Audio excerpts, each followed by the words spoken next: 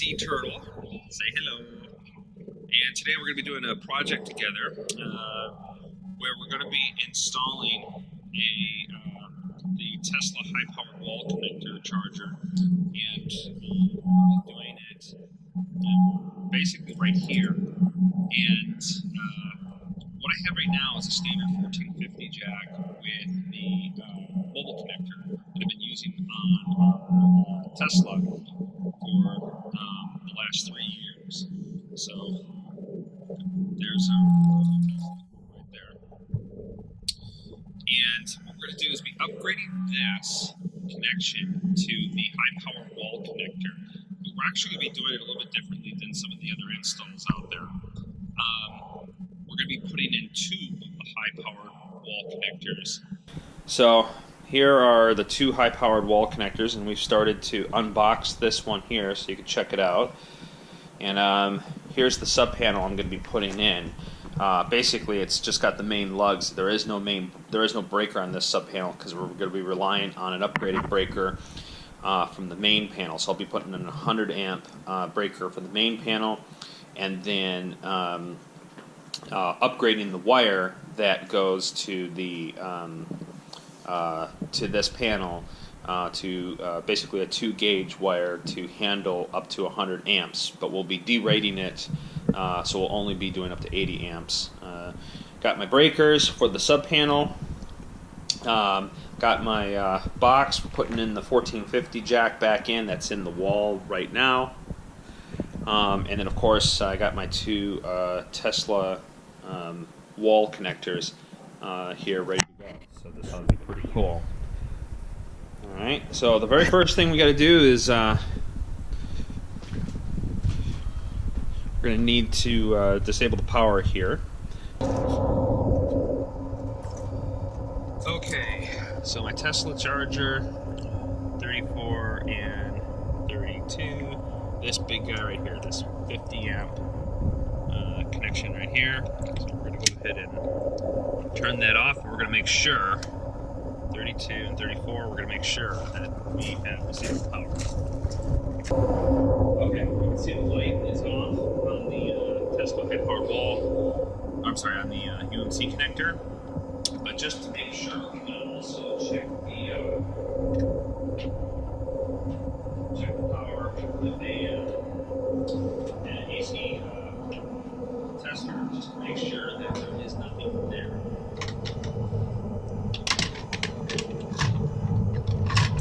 So this little guy will beep when it detects AC power. It has a little light on it too. And it turns red. Just like that. So over here. And the mixture.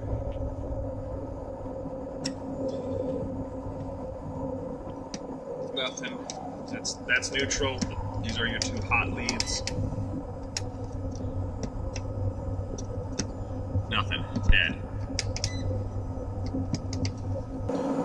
One of the things we forgot to mention is that this equipment that's up above where we're going to be doing the work, this is actually our inverters for our 17 kilowatt solar system up on top of our roof. We installed this a couple months ago, so we have solar feeding into our house.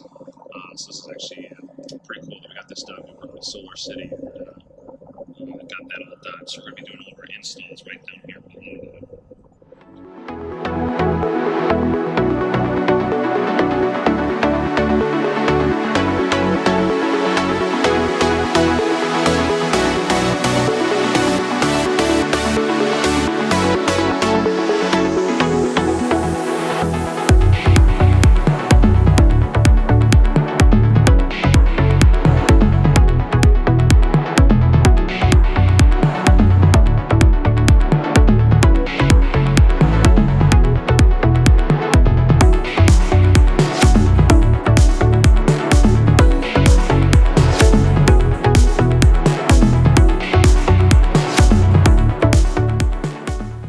So we're making some good progress. So got the sub panel mounted, got the wiring run, Got both high-powered wall charger, Tesla high-powered wall chargers mounted and the wiring run into them, and I also have, you can see right there, the communication wire. This little guy right here is installed, and that is an RS-45 connection that basically goes from the out of the master unit over here to the slave unit over here, so that they can balance their power consumption. So it's actually like a serial connection that lets them communicate with each other. Basically, I have this unit set for 40 amps because the maximum I can pull off of here, I got a 50 amp breaker feeding this sub panel, so the maximum I can feed is 40 amps to both of these simultaneously, 40 total. So they're supposed to balance and adjust automatically so they don't consume more than that. And the way I have this set is, if you look at this very tiny rotary dial right here, that little guy right there, I got him set to F, and F on this unit turns him into the slave. See that? So, installed a little bit of EMT and put my breakers in, got my grounding bar in, put my 1450 jack in so I can still plug it in an RV or anything else that requires that kind of connection, that big 1450 R, that 1415P connection. And then you can see over here, so it might be a little hard to see in the dark, but I got this guy set to number 8 on that little rotary dial. Number 8 is 40 amps. So you can see how that is.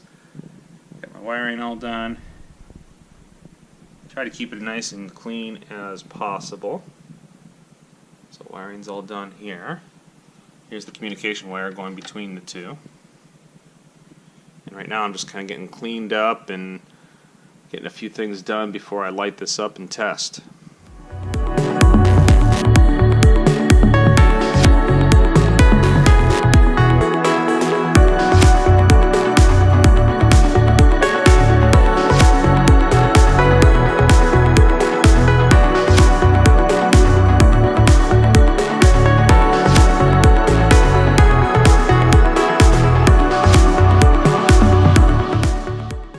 So, just about done here.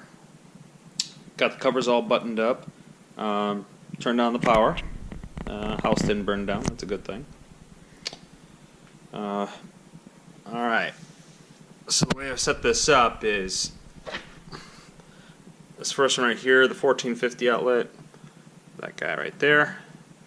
The master high-powered wall charger right there. And then the slave high-powered wall charger is that one.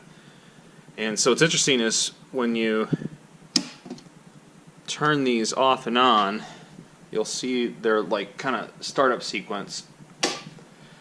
And basically, if the bottom light comes on after it does its warm-up sequence here, right there, that's the slave unit.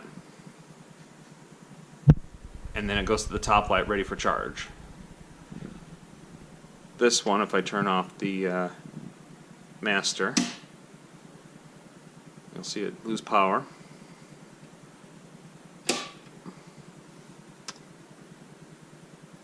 And it'll do its startup sequence, and the bottom and top light will both be on, and that tells you that it's the master unit. Just like that, ready for plugging in. Alright. All I got to do is do some general cleanup, touching up the walls and putting some spackle on. So just wait for the spackle to dry so I can sand it down and then paint, and then this project's going to be done.